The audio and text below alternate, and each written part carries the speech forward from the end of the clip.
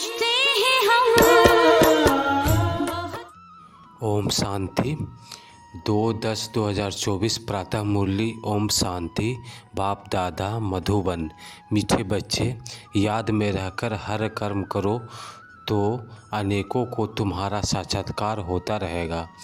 याद में रहकर हर कर्म करो तो अनेकों को तुम्हारा साक्षात्कार होता रहेगा।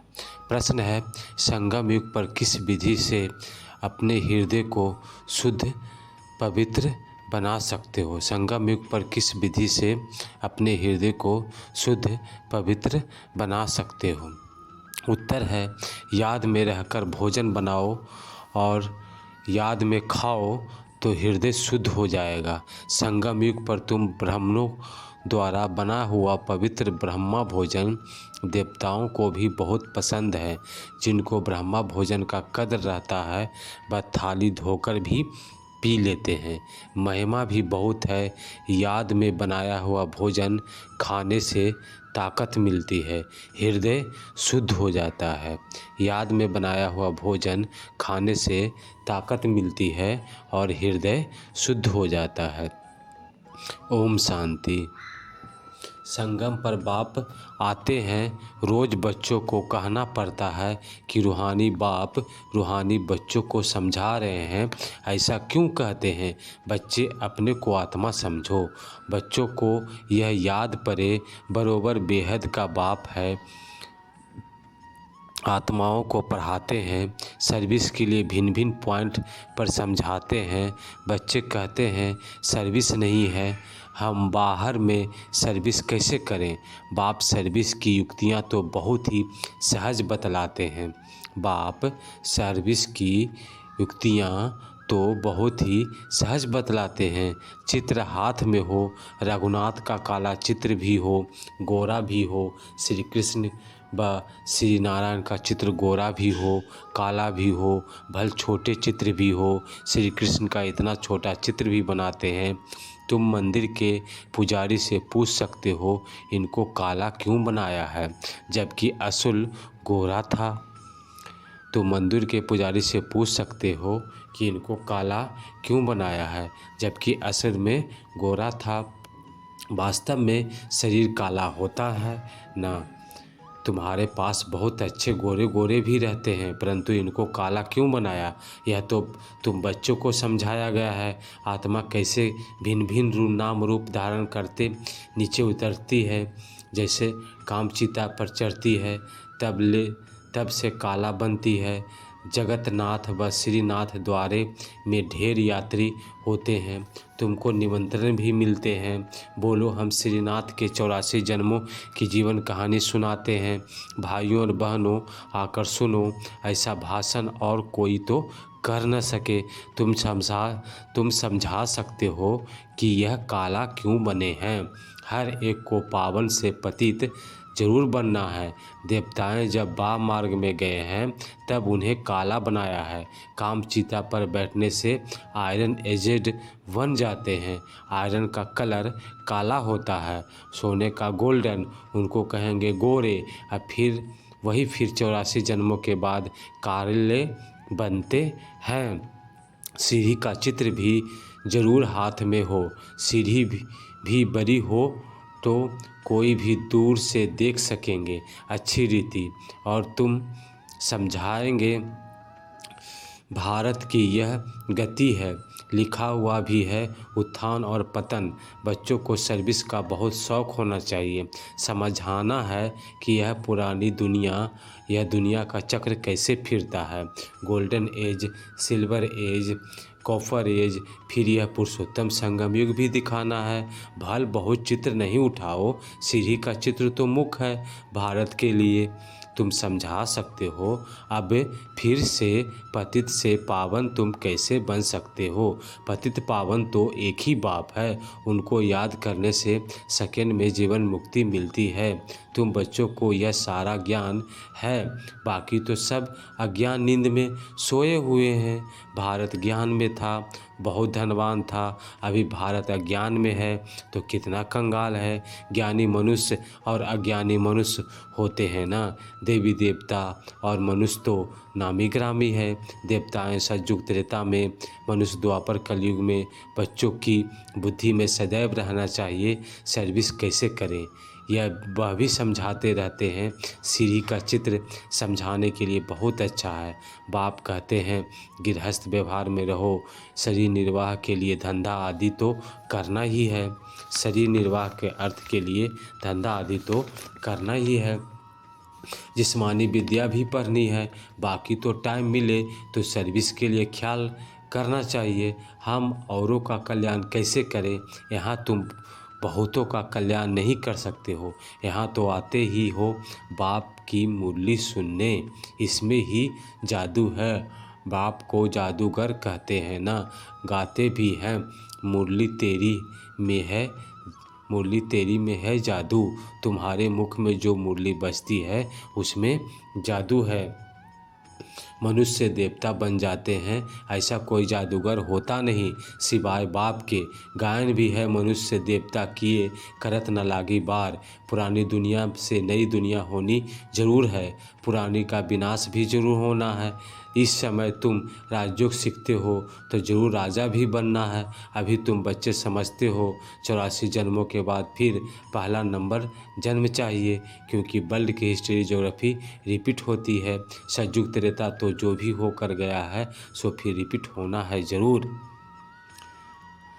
तुम यहाँ बैठे हो तो बुद्धि भी यह याद करना चाहिए कि हम वापस जाते हैं, फिर सतो प्रधान देवी देवता बनते हैं, उनको देवता कहा जाता है। अभी मनुष्यों में दैवी गुण नहीं है तो सर्विस बहुत कहाँ भी नहीं भी कर सकते हो। कितना भी धंधा आदि हो, गृहस्थ व्यवहार में रहते भी कमाई करते रहना है। इसमें मुख्य बात है पवित्रता की। प्योरिटी है तो पीस प्रोस्पेरिटी है। कंप्लीट प्योर बन गए तो फिर यहाँ नहीं रह सकते, क्योंकि हमको शांति धाम जरूर जाना है। आत्मा प्योर बन गई तो फिर आत्मा को इस पुराने शरीर के साथ नहीं रहना है। यह तो इम्प्योर है ना, 5 तत्व भी इम्प्योर है, शरीर भी इनसे ही बनता है। इनको मिट्टी का पुतला कहा जाता है। 5 तत्व का शरीर एक खत्म होता है, दूसरा बनता है। आत्मा तो है ही, आत्मा कोई बनने की चीज़ नहीं। शरीर पहले कितना छोटा फिर कितना बड़ा होता है, कितने ऑर्गन्स मिलते हैं जिससे आत्मा सारा पार्ट बजाती है। यह दुनिया ही वंडरफुल है, सबसे वंडरफुल है बाप जो आत्माओं का परिचय देते हैं। हम आत्मा कितनी छोटी है, आत्मा प्रवेश करती है, हर एक चीज़ वंडरफुल है। जानवरों के शरीर आदि कैसे बनते हैं, वंडर है ना। आत्मा तो सब में वही छोटी है। हाथी कितना बड़ा है, उनमें कितनी छोटी आत्मा जाकर बैठती है। बाप तो मनुष्य जन्म की बात समझाते हैं। मनुष्य कितने जन्म लेते हैं, 84 लाख जन्म तो है नहीं। समझाया तो कितने धर्म है, उतनी वैरायटी बनती है। हर एक आत्मा कितने फीचर्स का शरीर लेती है, वंडर है ना। फिर जब चक्र रिपीट होता है तो हर जन्म में फीचर्स नाम रूप आदि बदल जाते हैं। ऐसे नहीं कहेंगे काला कृष्ण गोला, नहीं, उनकी आत्मा पहले गोरी थी, फिर 84 जन्म लेते लेते काली बनती है। तुम्हारी भी आत्मा भिन्न भिन्न फीचर्स, भिन्न भिन्न शरीर लेकर पाठ बजाती है। यह भी ड्रामा है, यह भी ड्रामा है। तुम बच्चों को कभी कोई फिक्रात नहीं होनी चाहिए, सब एक्टर्स हैं। एक शरीर छोड़ दूसरा लेकर फिर पाठ बजाना है। हर जन्म में संबंध आदि बदल जाता है। तो बाप समझाते हैं यह बना बनाया ड्रामा है। आत्मा ही 84 जन्म लेते लेते सतो प्रधान बनी है। अब फिर आत्मा को सतो प्रधान बनना है। पावन तो जरूर बनना है, पावन सृष्टि थी, अब पतित से फिर पावन होनी है। सतो प्रधान तमो प्रधान अक्षर तो है ना, सतो प्रधान सृष्टि फिर सतो रजो तमो सृष्टि। अभी जो सतो तमो प्रधान बने हैं वही फिर सतो प्रधान कैसे बने, पतित से पावन कैसे बने। बरसात के पानी से तो पावन नहीं बनेंगे, बरसात से तो मनुष्यों का मौत भी हो जाता है, फ्लड्स हो जाते हैं तो कितने डूब जाते हैं। अभी बाप समझाते हैं कि यह सब खंड नहीं रहेंगे, नेचुरल कैमिटीज भी बदल देगी। नेचुरल कैलेमिटीज़ भी मदद देगी। कितने ढेर मनुष्य जानवर आदि बह जाते हैं, ऐसे नहीं कि पानी से पावन बन जाते हैं, वह तो शरीर चला जाता है। शरीरों को तो पतित से पावन नहीं बनना है, पावन बनना है आत्मा को। सो पतित पावन तो एक बाप है, भल वह जगत गुरु कहलाते हैं, परंतु गुरु का तो काम है सद्गति देना, वह तो एक ही बाप सद्गति दाता है। बाप सतगुरु ही सद्गति देते हैं। बाप समझाते हैं तो बहुत रहते हैं, यह भी सुनते हैं न। गुरु लोग भी बाजू में शिष्य को बिठाते हैं सिखलाने के लिए, यह भी उनके बाजू में बैठता है। बाप समझाते हैं, यह भी समझते होंगे ना, इसलिए गुरु ब्रह्मा नंबर 1 में जाता है। शंकर के लिए तो कहते हैं आँख खोलने से भस्म कर देते हैं, फिर उनको तो गुरु नहीं कहा जाए। फिर भी बाप कहते हैं बच्चे माँ में कम याद करो। कई बच्चे कहते हैं इतने धंधे धोरी की फिक्रात में रहते अब हम अपने क्वातवा समझ बाप को याद कैसे करें। बाप समझाते हैं भक्ति मार्ग में भी तुम हे ईश्वर हे भगवान कह याद करते हो ना। याद तब करते हो जब कोई दुखी होता है। मरने समय भी कहते हैं राम राम बोलो। बहुत संस्थाएं हैं जो राम नाम का दान देती है, जैसे तुम ज्ञान का दान देते हो, वह फिर कहते हैं राम बोलो। तुम भी कहते हैं शिव बाबा को याद करो, वह तो सिर्फ शिव को जानते ही नहीं, ऐसे राम राम कह देते। अब यह भी क्यों नहीं कहते कि राम कहो, जबकि परमात्मा सब में है। बाप बैठ समझाते हैं राम व कृष्ण को परमात्मा नहीं कहा जाता, उन्हें देवता कहा जाता है। उनकी कलाएं कम होती जाती है, हर एक चीज़ की कला कम तो होती ही है। कपड़ा भी पहले नया फिर पुराना होता है। तो बाप इतनी बातें समझाते हैं, फिर भी कहते हैं मेरे मीठे मीठे रूहानी बच्चों, अपने को आत्मा समझो, सिमर सिमर सुख पाओ। यहाँ तो दुखधाम है, बाप और वर्षों को याद करो, याद करते करते अथाह सुख पाएंगे। कल क्लेश बीमारी आदि जो भी है सब छूट जाएंगे। तुम 21 जन्मों के लिए निरोगी बन जाते हो। कल क्लेश मिटे सब तन के, जीवन मुक्ति पद पाओ। गाते हैं परंतु यक्त में नहीं आते हैं। तुमको बाप प्रैक्टिकल में समझाते हैं, बाप को सिमरो तो तुम्हारी सब मनोकामनाएं पूरी हो जाएगी। बाप को सिमरो, बाबा कहते हैं बाप को सिमरो तो तुम्हारी सब मनोकामनाएं पूरी हो जाएगी, सुखी हो जाएंगे। मोचरा खाकर मानी टुकर खाना, सजा खाकर रोटी का टुकड़ा खाना अच्छा नहीं है। सबको ताज़ी रोटी पसंद आती है, आजकल तो तेल ही चलता है, वहाँ तो घी की नदियाँ बहती है। तो बच्चे को बाप का सिमरन करना है। बाबा ऐसे भी नहीं कहते यहाँ बैठकर बाप को याद करो, नहीं चलते फिरते घूमते सिर्फ बाबा को याद करना है। नौकरी आदि भी करनी है, बाप की याद बुद्धि में रहनी चाहिए। लौकिक बाप के बच्चे नौकरी आदि करते हैं तो याद रहता है ना, कोई भी पूछेगा तो झट बताएंगे हम किसके बच्चे हैं। बुद्धि में बाप की प्रॉपर्टी याद रहती है। तुम भी बाप के बच्चे बने हो तो प्रॉपर्टी भी याद है, बाप को भी याद करना है, और कोई भी संबंध नहीं।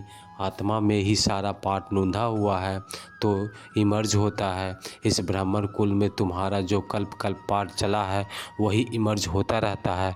बाप समझाते हैं खाना बनाओ, मिठाई बनाओ, शिव बाबा को याद करो, या शिव बाबा को याद करते रहो। शिव बाबा को याद कर बनाएंगे तो मिठाई खाने वाले का भी कल्याण होगा।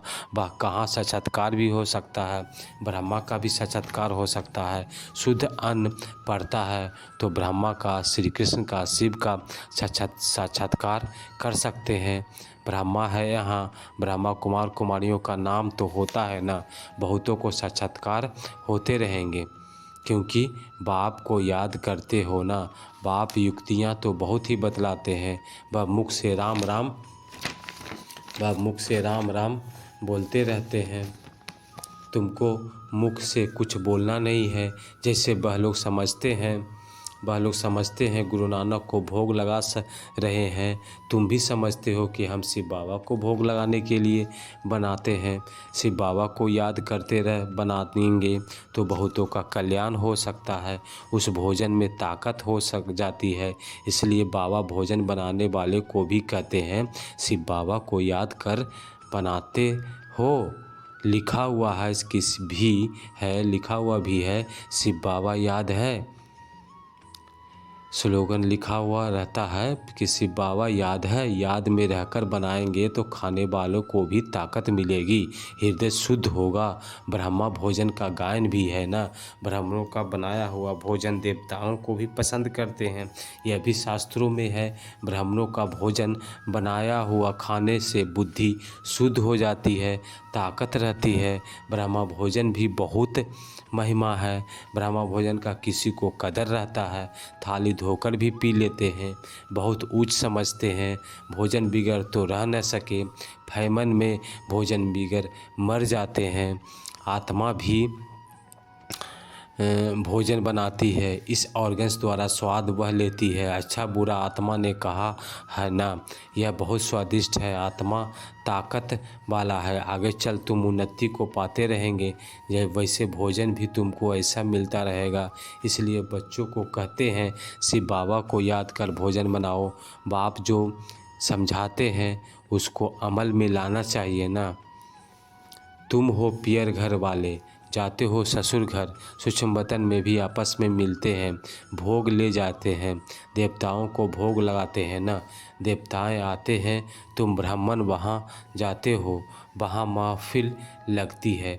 अच्छा मीठे मीठे सीख लेते हैं बच्चों प्रति माता पिता बाप दादा का याद प्यार और गुड मॉर्निंग। रूहानी बाप की रूहानी बच्चों को नमस्ते, रूहानी बच्चों की रूहानी बाप को नमस्ते नमस्ते नमस्ते। धारणा के लिए मुख्य सार है। पहली पॉइंट है किसी भी बात की फिक्रात नहीं करनी है, क्योंकि यह ड्रामा बिल्कुल एक्यूरेट बना हुआ है। सभी एक्टर्स इसमें अपना अपना पार्ट बजा रहे हैं। दूसरी पॉइंट है जीवन मुक्त पद पाने व सदा सुखी बनने के लिए अंदर में एक बाप का ही सिमरन करना है। मुख से कुछ भी बोलना नहीं है। भोजन बनाते व खाते समय बाप की याद में ज़रूर रहना है। मुख से कुछ भी बोलना नहीं है। अब भोजन बनाते और खाते समय बाप की याद में ज़रूर रहना है। आज का वरदान है स्वार्थ ईर्ष्या और चिड़चिड़ेपन से मुक्त रहने वाले क्रोध मुक्त भव। स्वार्थ ईर्ष्या और चिड़चिड़ेपन से मुक्त रहने वाले क्रोध मुक्त भव।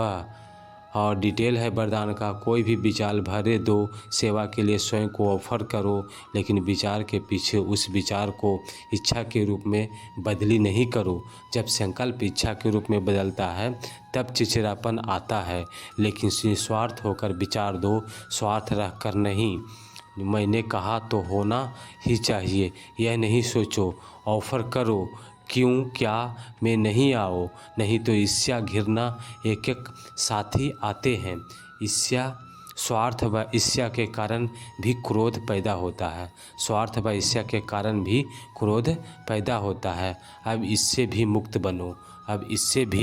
मुक्त बनो। स्लोगन है शांति दूत बन सबको शांति देना, यही आपका ऑक्यूपेशन है। शांति दूत बन सबको शांति देना, यही आपका ऑक्यूपेशन है। Om Shanti, Om Shanti, Om Shanti. Thanks for watching the video. Like, comment, share and subscribe BK Amardeep channel. Om Shanti, Om Shanti, Om Shanti.